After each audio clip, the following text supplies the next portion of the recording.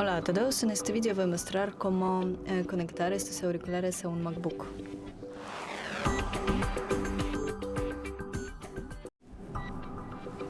Abrimos la configuración de Bluetooth.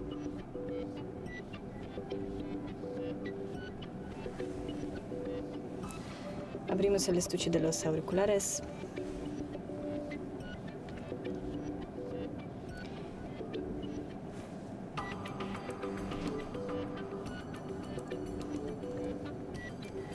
Mantenemos presionado este botón hasta que los indicadores comiencen a parpadear.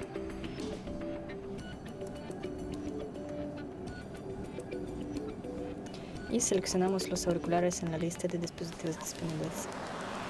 Y eso es todo. Gracias por ver, denle like y suscríbanse a nuestro canal. Adiós.